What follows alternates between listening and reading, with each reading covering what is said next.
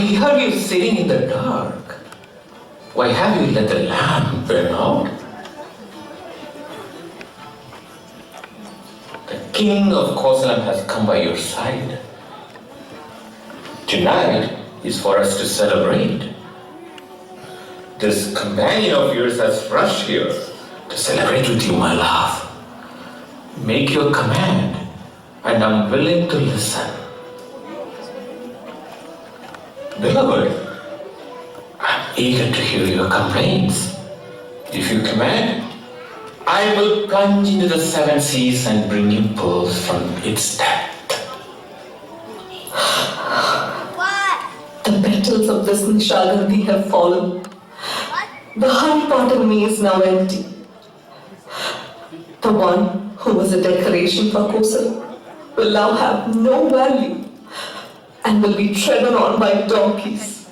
Oh my! Is this self-pity something that's fit for you?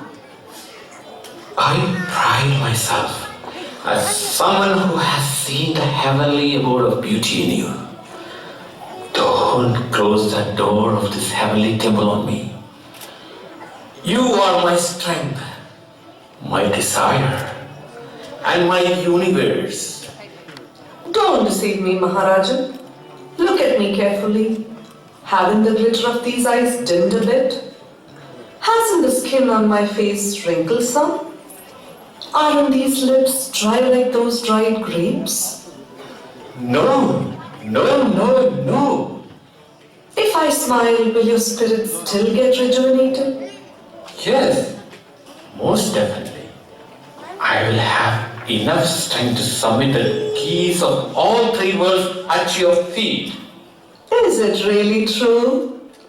What's more true than you, my sweetheart? What have you given me other than just promises, Maharajan? But you haven't asked me for anything specific. If I do, then will you? Yes, of course.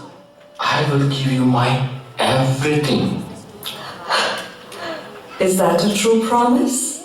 Yes, it is. Promise this companion with your hands on my head. My love, I promise. And I promise. Lord of my life, Kaikeyi has only one wish. Go ahead and ask. From tomorrow, Kausalya's son have to live in the forest for 14 years. You, Devanas! Goddess and Devanas are not the same, right? Shouldn't there be at least a moment's distance between the two? Let your head split into 1,000 pieces! Aryaputra, you promised me 1,000 wishes. Just a few moments back, you placed your hand on my head and said, promise, promise, promise.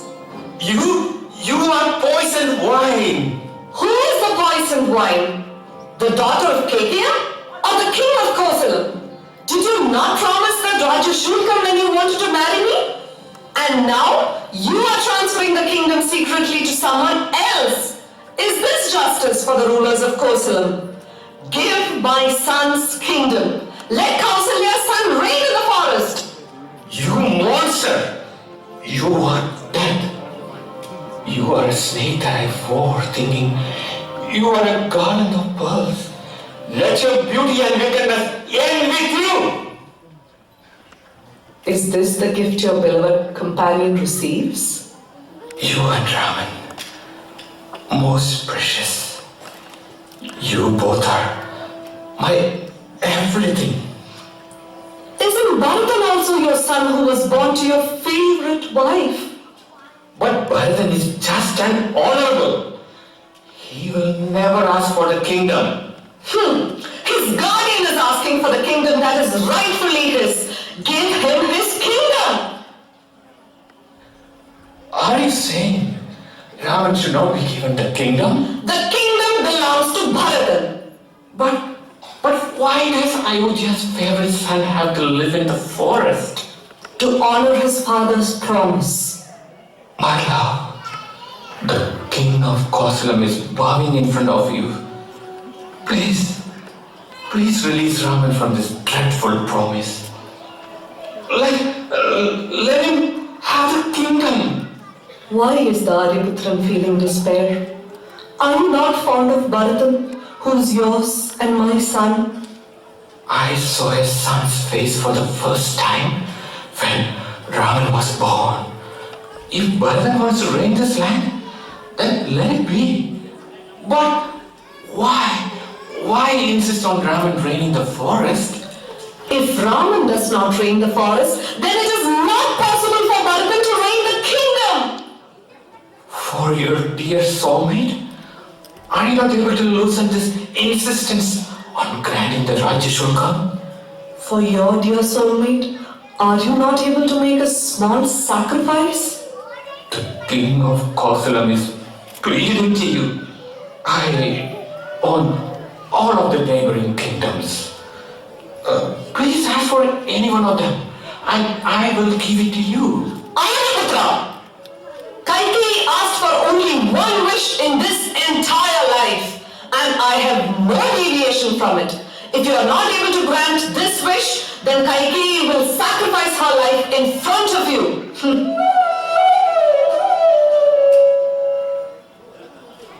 Oh, starry night,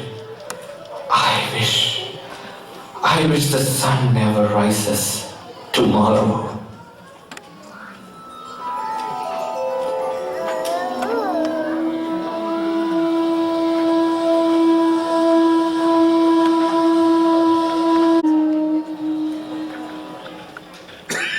The king didn't sleep that night. But in Ayodhya, no one else slept either, because everyone was celebrating. As a new day dawns, entire city is decorated. The people are all dressed up and have lined up the streets early to greet the ceremonial parade. The gifts for the ceremony have all been gathered at the king's court. The soldier quartet has also taken position in the courtyard for the ceremonial salute. The anticipation is palpable everywhere. However, King Vishnu is dispirited and is lying down on his coat watching the sun rise.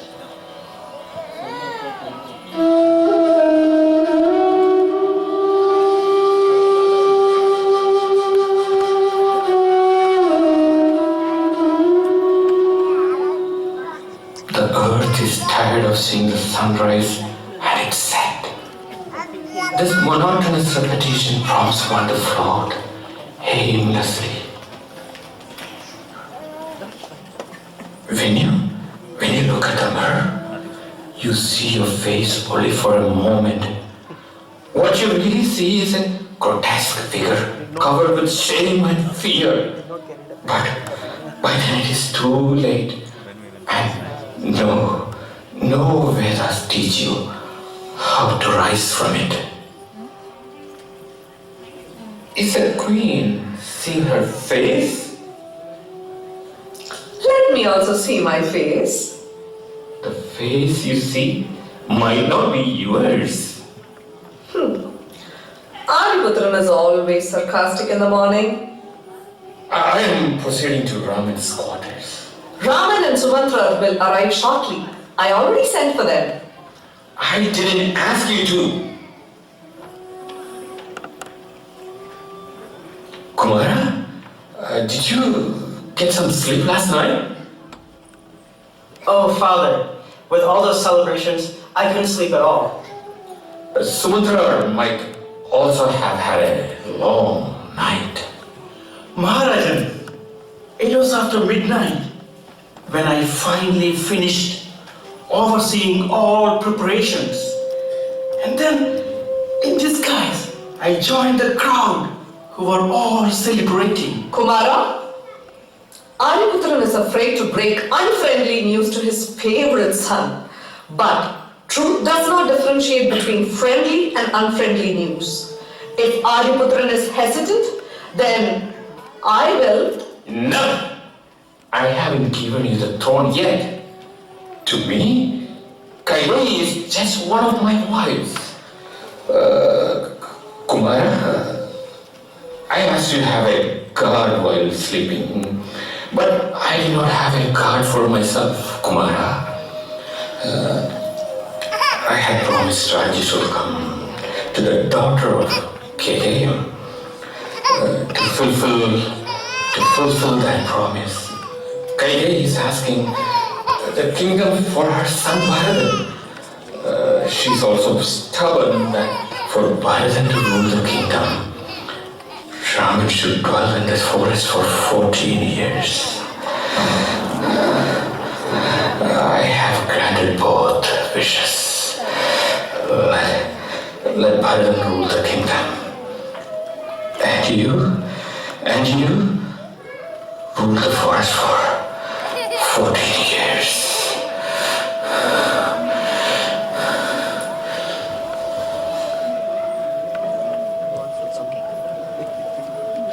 Sumantha, quickly send a messenger to Kaikeyi with the king's order and bring Bharathan back. Yes, Kumara. Mother, what mistake did I make for my mother to give such an order? If I have done any disgrace, then please tell me openly. This son would like to make amends before I start my journey to the forest. Kumara, you have done no disgrace towards this mother. But a promise cannot be broken.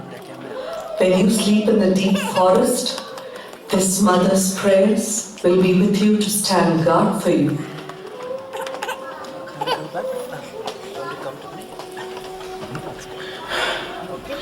Even if you kill me, I want to tell you the truth.